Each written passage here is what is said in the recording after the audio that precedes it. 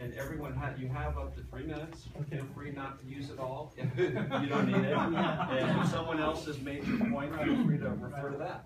Sure. Okay. Hello, my name is Gary Bricker, and I'm here to discuss the issue at hand. I believe that some of you have reservations regarding an elderly residential facility in your neighborhood. You must think that the elderly and potentially memory impaired will be a burden on the community and even a threat to you and your family. Assuming that you do feel that way, I want to tell you a story. It's a huge part of my story. I have Alzheimer's disease. Can you tell? In fact, I could be the poster boy for this disease, and here's why. I used to be a very high-functioning person. Many of us with this disease were high-functioning. Think of Still Alice, if you've seen that movie.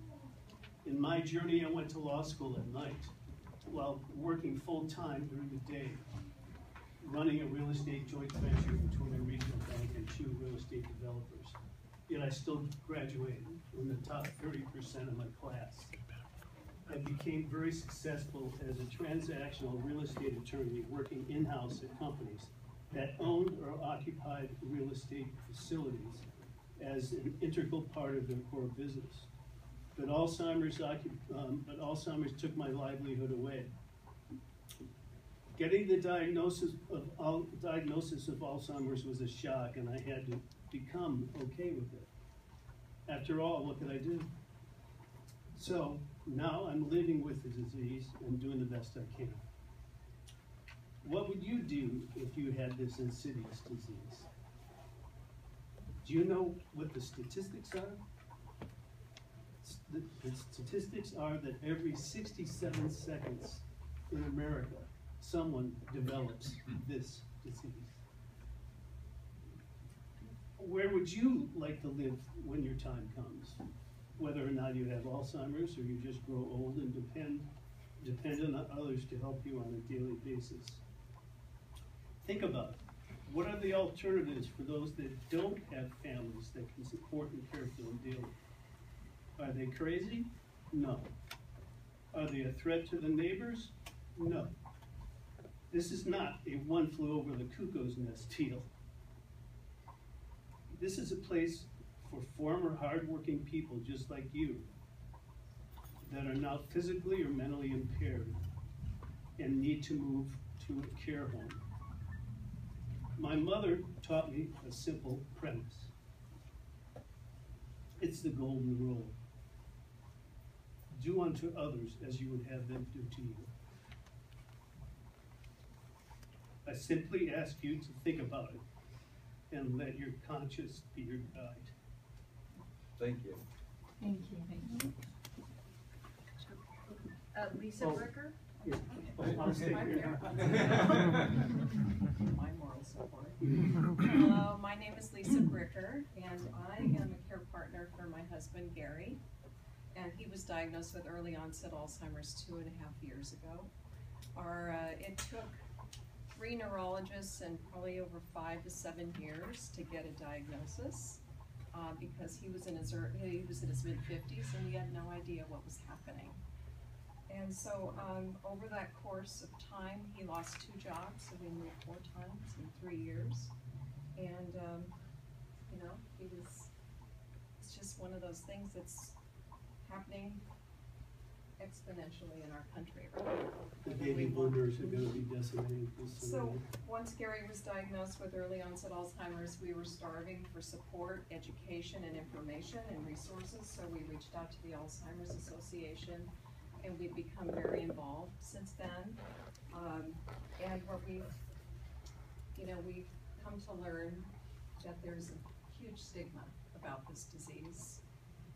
And no one wants this diagnosis, but it's happening across our country. And like it or not, there's an acute shortage for long-term care options. And we're not talking about nursing homes, we're talking about homes where families can place their loved ones in a trusted residential environment. And what we've found since Gary's diagnosis is that there's a huge misunderstanding about this disease. And a year and a half ago, we formed our own nonprofit called ALS Across America. And what we do is we help raise awareness for early onset Alzheimer's. And this disease not only affects the person, it affects the entire family, hugely. My husband has Alzheimer's. We speak to groups to help educate audiences on the harsh reality of what's happening within our communities in exponential numbers. We are compelled to let people know that they are not alone on this journey. I must share that even though my husband has Alzheimer's, this horrid disease has also brought a lot of silver linings to our lives, connections, friends, and new types of and quality of life. And we're here sharing that right now with you. And no one knows what lies before them in the future, because this can happen to everyone or anyone. And anyone with a brain can get Alzheimer's. It's not necessarily a genetic disease.